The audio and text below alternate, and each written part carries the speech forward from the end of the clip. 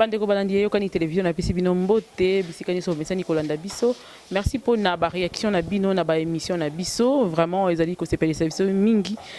Pe kolakisa biso ete bolandaka biso pena na bokebi mingi parce que ba détail yo bozali ko pesa lokola ba remarque lokola ba suggestion lokola ba conseil ezali kolakisa ya solo avec attention bolandaka biso. Merci énormément na ba oyo nyoso ba soutenir biso pe na mosika comme na pembeni nzamba mona bino de to yeli bino lisusu bo mesani kolanda mingi mingi na kati ya chaîne oyo ndeko ale mboloja oyo bo mesani déjà na ye boyebi déjà elongi wana menaki ko pesa mbote poto attaquer mbala moko actualité esika wapi to panza kanteke o bino moko bo benga biso pona ko yebisa biso que musala kitoko pe malamu na ke ko pesa mbote ndeko ale mbote mbote mama na ngai mbote na balandi. En tout cas merci pour l'opportunité au pays sur la. Merci beaucoup papa là tozongi lisusu vers yo parce que biso to yaka komona yo tango actualité sengaka ya solote ba pesa yango précision topé éclaircissement to yaka ko luka yo touti komona nungu to petit siko tozali ko yeba ko ressentir lisusu poids ya dollar na kati ya population congolaise ozali ko yoka pas peut ko souffrir to mona qui quand même que ekitaki moi quelques semaines une semaine seulement ou quelques jours et puis après zongi lisusu na esika nango yo lokola moko ozali na kati ya Congo à subir n'importe feuille na ye ya solo to porte-monnaie na ye nini oyo pour wana ya dollar okoloba nini kokita nango esepelisaki yo komata nango esali yo nini to pe oyo ezosala makokita komata wana yo kokoloba nini mama na ngai dollar ekita ite mais ba 15 000 bakomaki yango partout dollar ekita ite ba eskrokaki nde peuple na lobaki yango na ba chaîne mususu. La valeur de la monnaie dépend d'un équilibre entre l'offre et la demande. Et ce qui soutient la monnaie est une croissance économique soutenue. Dans la pratique, dans la politique, politique monétaire, la politique d'échange. Ce qui l'État congolais, par le biais à Banque centrale, je crois en article 176 ou 178, la Constitution, par le biais, l'autorité monétaire, c'est la Banque centrale. Yende Mouta Kipaka, le taux d'échange. Mouta confondre entre taux d'échange et taux d'échange. Échange, na change. Change, c'est par rapport à la monnaie, échange, c'est par rapport à commerce. Banque centrale, à la mesure d'adjudication. C'est-à-dire que ce qui a constaté la masse monétaire en francs congolais et comme est belé par rapport à besoin économique, à procéder par mesure d'adjudication, à cause de la réserve d'échange, à tirer sur le marché, à bengi banque commerciale, baya ko somba dollar, na to ya lingé ezala. To ya banque centrale c'était 19 750. To ya banque centrale c'était 19 750. Ba to ya banque baya ko somba. Mais maintenant qu'est-ce qui s'est passé? L'État congolais a quasi absent en matière de régulation et de secteur monétaire. Il y a ce que nous appelons les intermédiaires d'échange, c'est-à-dire les cambistes. Ok. Comme ils ont injecté mbongo en dollars sur le marché, la population a joué maintenant sur la dimension psychologique. Si la population dollar est banni, ils ont joué maintenant sur le taux. Oyebo 19, Oyebo 18, 17, Batumso va changer à 15, à 14, voire même 13. C'était un fait psychologique, rien à voir avec l'économie. Okay. Simple spéculation, va jouer sur le sentiment. Parce que pour comment on a que dollar et kitty, c'est au niveau de la banque centrale, au niveau de la banque commerciale, pas au niveau du marché, parce que le taux il a eu taux parallèle. Si tu as remarqué que l'opération est salami samedi, dimanche, lundi déjà à partir même dimanche déjà à partir de 17h, Makambebani kozonga à la normale. Parce qu'ils ont joué sur la psychologie des gens. Bato badaki ba détenteur, badaki na bambongo en dollars, ba bien le dollar est comme au kitabwe, tikana we la mbangu n'a changé pour que nazo ba franc parce que le beko kita sous. Ce qui a fait que la masse monétaire en dollars et m'attaqué en peu de temps. Et quand les gens ont compris qui fait moko factuel, et qui est le moko spontané, parce que la banque centrale ne reconnaissait pas ce qui se faisait sur le marché, bah toi comme il stoppé ni na bango automatiquement ma remis aux à la normale. Bref, le mal est allé que il y a des Congolais qui ont perdu le pouvoir d'achat. Parce que difficulté d'ailleurs, et d'aller que tant que Toane Kiti, les opérateurs téléphoniques bah réajuster prix. Le commerçant a bien de premières nécessités, qui s'y prêtait. Même l'État lui-même dans ses factures a réajusté qui toté. Ce qui veut dire que bateau qui na kawana c'est perdre. Perdre pembongo na bango justement parce qu'il va jouer sur leur psychologie. Il y a une importance biso de l'ingarato sensibiliser population dans la culture financière. Comment maîtriser l'agrégat. À partir de distance, on va que local. Il a dit fait moko boé factuel et koyoko le cas. Il a dit fait moko boé salami et koyoko le cas parce que c'est qui est vrai, la meilleure manière de soutenir une monnaie, de donner de la valeur à la monnaie, c'est de trouver soit l'équilibre à la balance commerciale en réduisant les importations ou soit en augmentant les exportations. Ce qui est salamité, oh nous c'est salama aventure. Parce que comment vous soutenir une monnaie en injectant 25 millions? 25 millions de dollars, c'est pour répondre à quel besoin? Parce qu'en réalité, la monnaie trouve sa valeur par rapport à l'équilibre et à la balance commerciale. Quand les importateurs, comme ils ont constaté que le besoin en devise est allé supérieur à l'offre, procéder à ce qu'on a le plus offrant. Mouton a un franc congolais. Et le franc congolais, comme le roi toxique, a changé comme en devise pour qu'il y ait une somme au Liban. Parce que notre monnaie n'est pas convertible. Les valeurs yambon a biso et sous à cacao. Tu dois connaître vers 2014-2015. Pour la première fois, notre monnaie est comme un étalon de valeurs pour deux pays. Je crois Angola na pays musu bazaki na problème ya monnaie, bazwa ki biso comme monnaie na biso, comme ko bomba mbongo na bango en franc congolais. Mais au-delà de ça, notre monnaie n'a aucune valeur en dehors de la frontière. Bref, il y a qui escroquerie. Et lorsque le président passe ses alliés, bateau prétendant qu'à soutenir Félix Tshisekedi, lobby que non, voilà. Et parce que le président de la République a intervenu, et voilà, à Betaki le beau qu'on a mis ça, il y a un dollar équité. Bon, on se dit que mati. Alors, le beau on a mis ça. Mon politicien Moropégra Awa, a dit que ma bébé ça qui parce que communiquer qui mbongo va être injecté dans le marché. Normalement, généralement, ça se fait pas comme ça. C'est un politicien. C'est un économiste. Attention, il faut passer montant. Ce qui capacité d'absorption, il y a des francs congolais sur le terrain. Il est capable de. Attends, ceux qui vont payer montant, ça ne va pas jouer.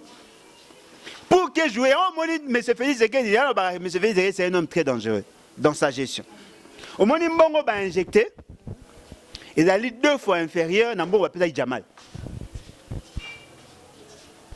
Après, c'est Jamal en devise. 57 millions pour la ressource au Liban d'un pays.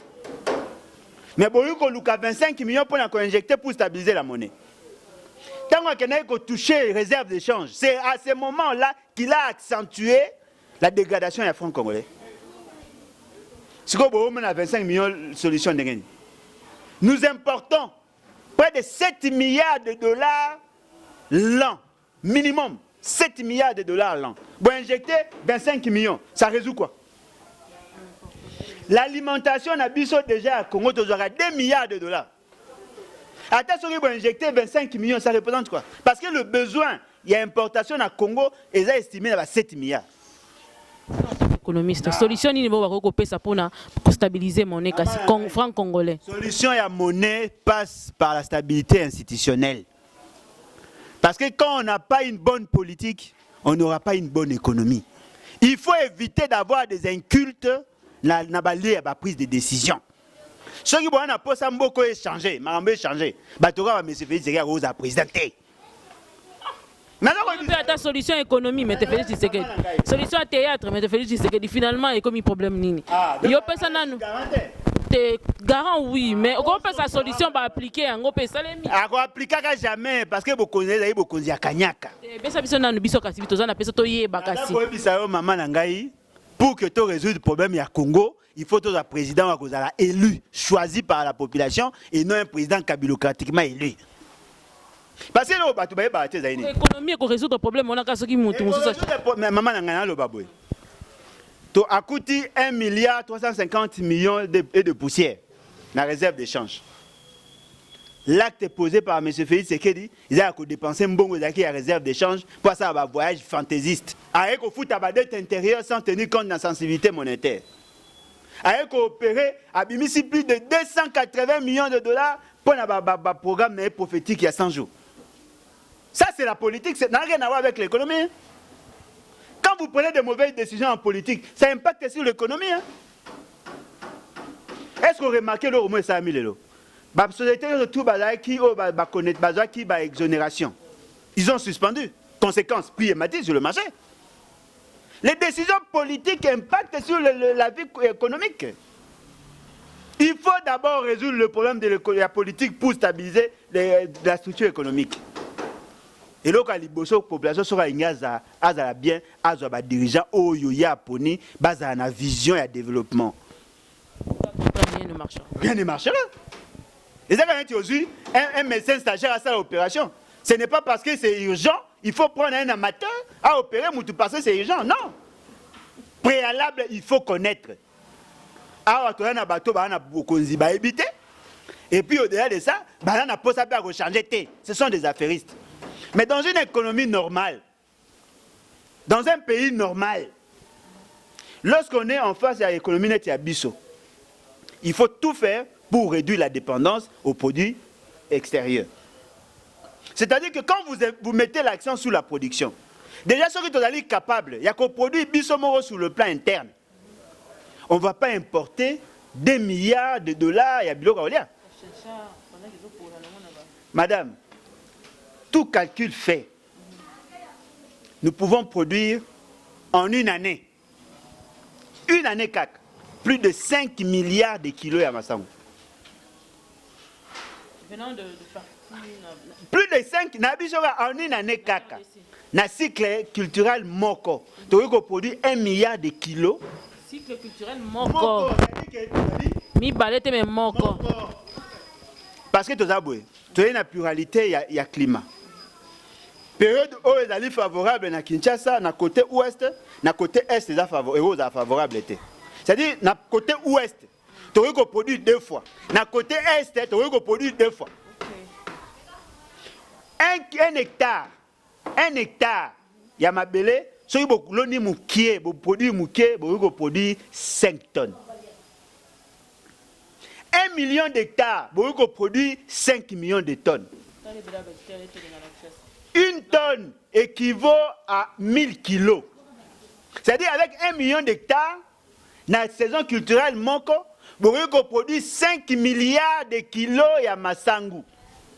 Oh, sac à Massangu, il y a 25, sac à 25 kilos. Vous produisez 200 millions de sacs à Massangu par saison culturelle. Et vous produisez 2 fois dans l'Est, 2 fois dans l'Ouest. C'est-à-dire, en une année, vous produisez 400 millions de tonnes dans l'Ouest, 400 millions de tonnes dans l'Est. Ça fait 800 millions de tonnes. Et 800 millions de sacs. Prouvable ce que vous dites. Nous avons réduit le coût de la limite pour que même 8 tonnes par hectare. Ça, ce sont des calculs grossiers que nous avons autour de l'économie rurale, dans l'agriculture à Yébi. Et ça, c'est un calcul simple. Biso de ça, l'étude avec les Égyptiens. Pour qu'on produise bisi awa na littoral, awa na ibali na biso na Kinshasa, côté Angamanjo. 30 000 tonnes. Il y a poisson par saison, production, par cycle de production. Donc, on produit 4 fois, c'est-à-dire 120 000 tonnes, il y a poisson par système aquaculture. Qu'on a cage, na ebalé, bozu ba levain boche bo pesa ba mbisi, donc on produit 120 000 tonnes. Kakawana.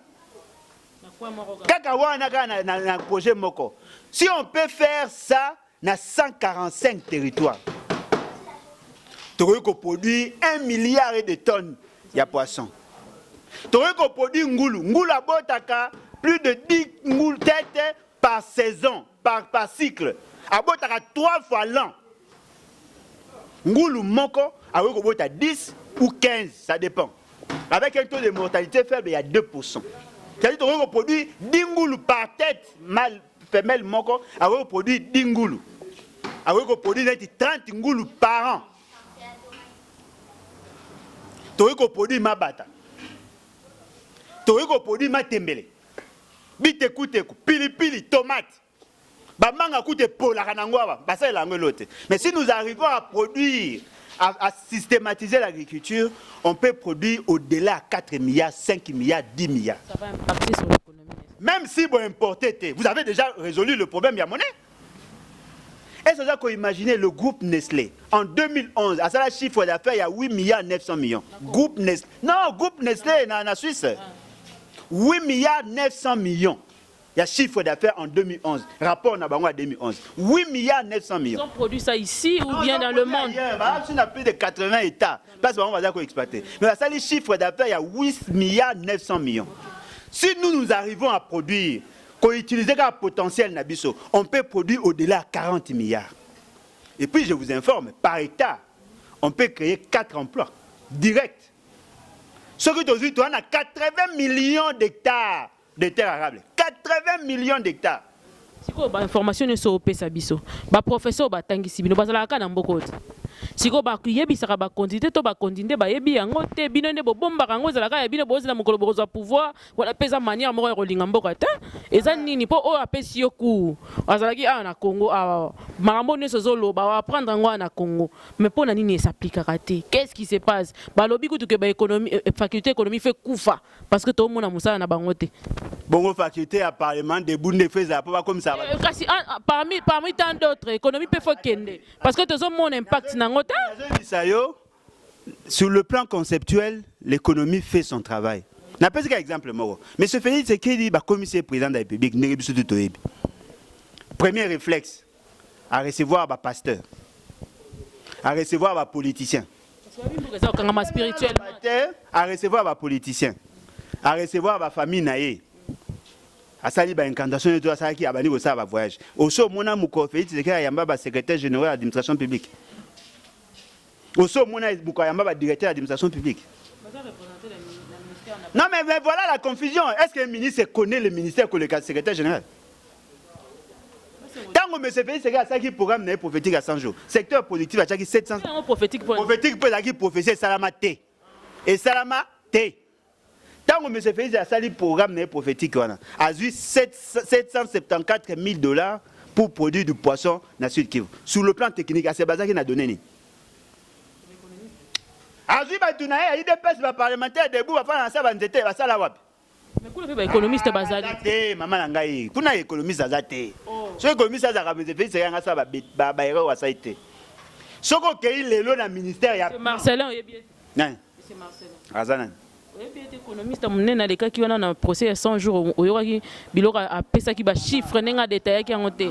Il faut faire attention à se présenter à l'économiste. À cause de l'économiste, il y a la théorie à Tchétchescu, il y a Bulgarie. Il faut connaître, il faut tropicaliser la connaissance.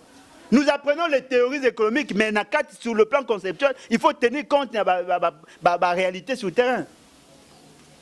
Ce qu'il y a dans le ministère, il y a un plan.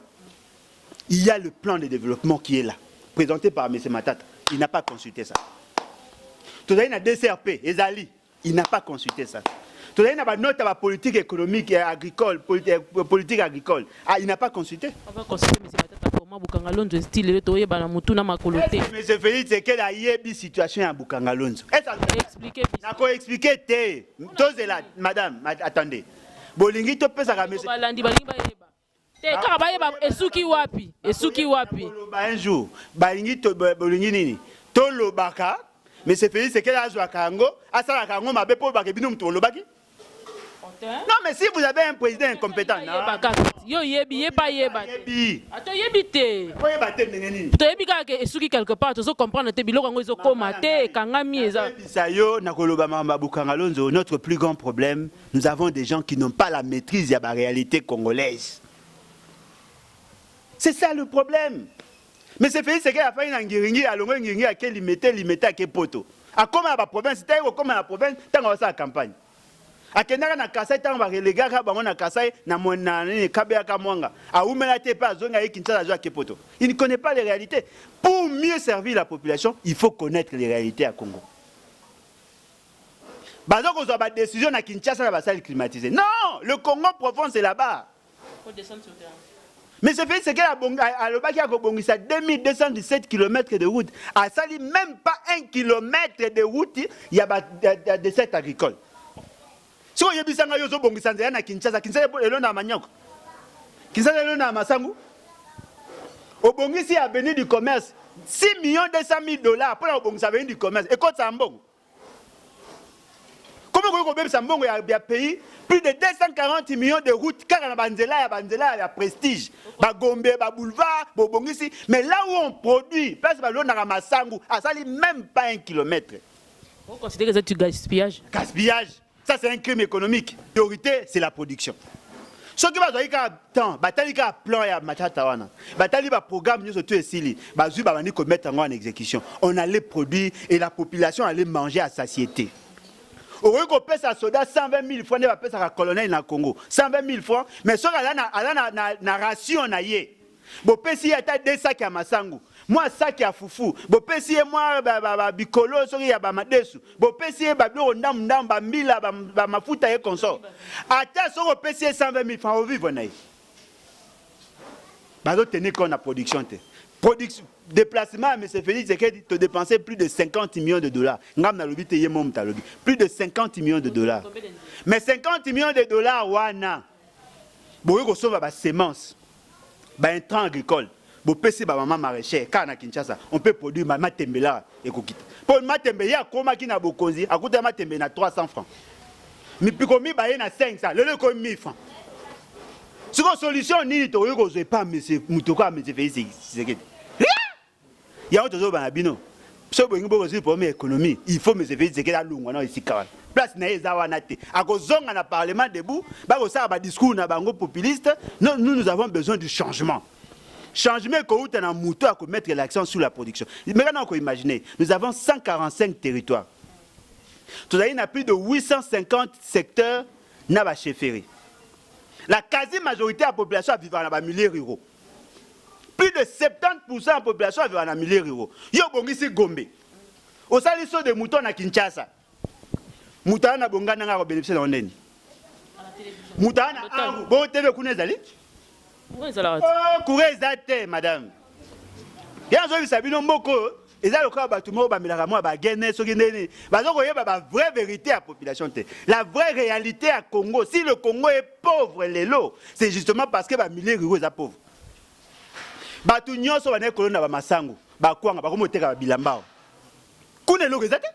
Kouré zate. Téléphone zate. Qui c'est zate? Vous avez imaginé à Congo, Moutao somba qui c'est ça là 4 ans. A te kango comprimé comme pour ceux qui dans la province. Somba cureté.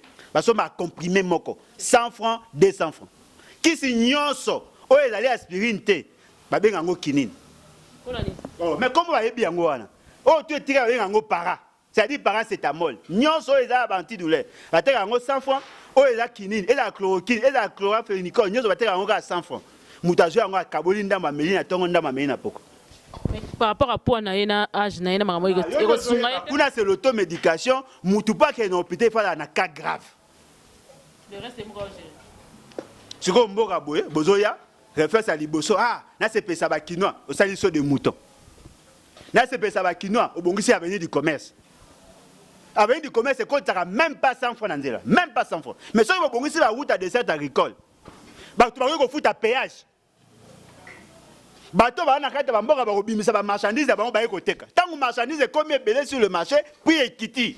Quinoa ninga kolia.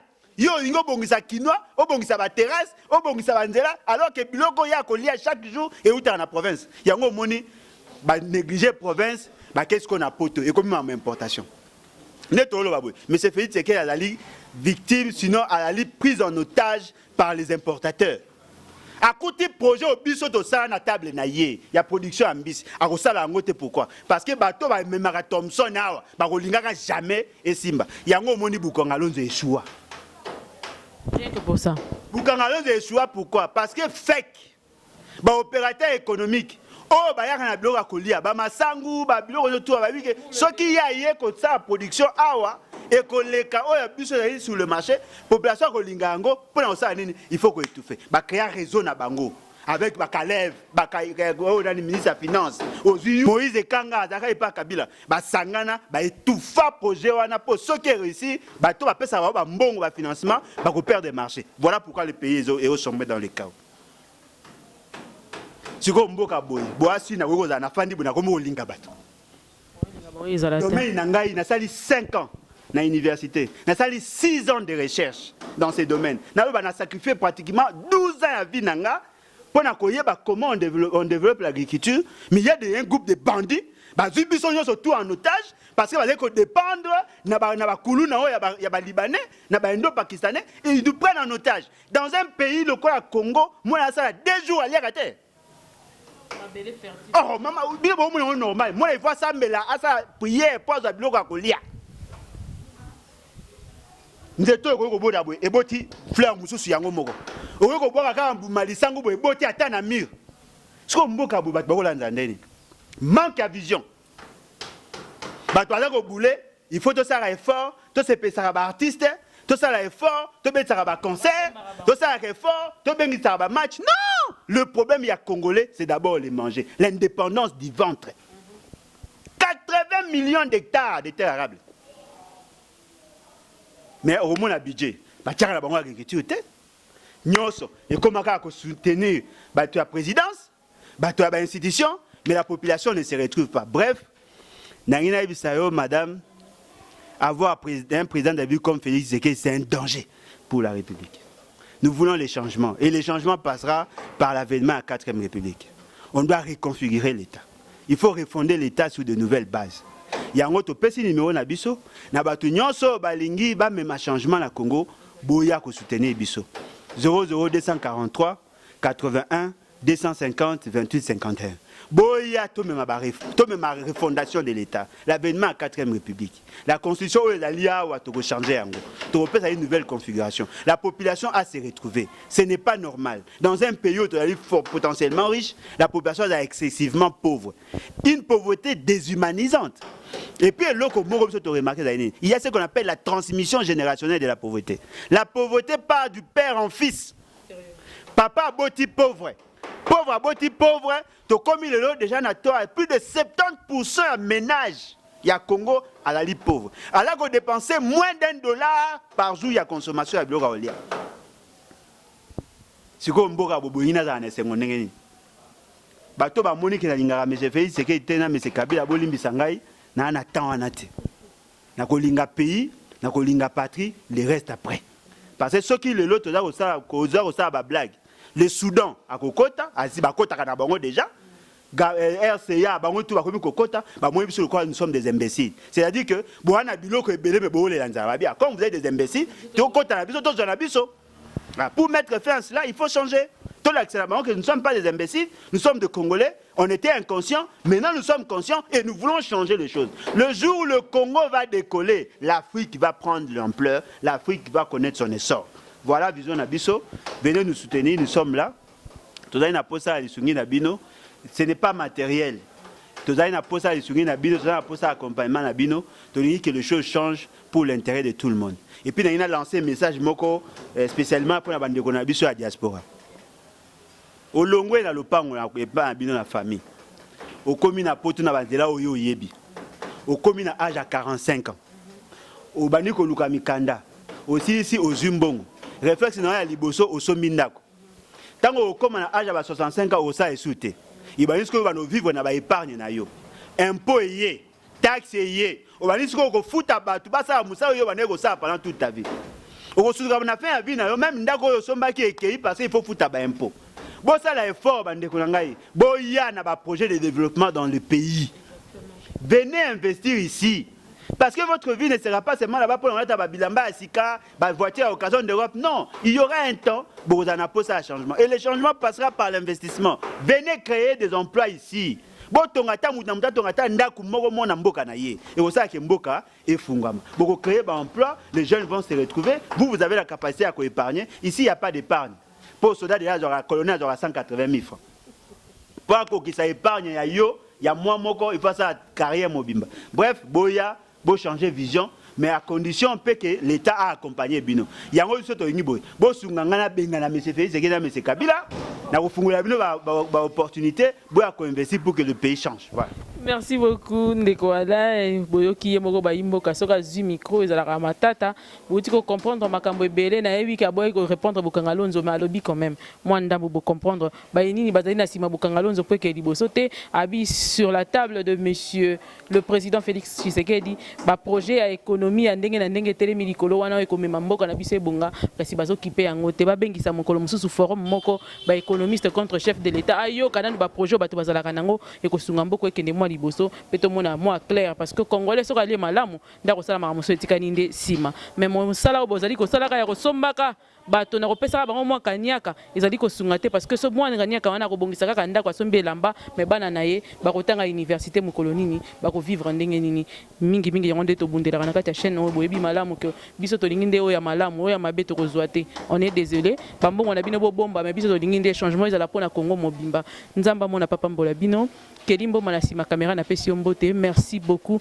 na kebongo na États-Unis na Texas na pesi papa Marcel Ngoyi na pesi mbote na pesi pe lisusu mbote mingi na oyo babengi pasteur Joshua bayo ba soutenir lisusu musala oyo nzamba mona bino na pesi mbote na Claudine Kinwani na yemoko Minette Kinwani na bana nyonso na pesi bino mbote merci pour na soutien fort au bozali ko accompagner musala oyo nzamba mona papa mbola bino ndeto mona ni mikolo bye bye.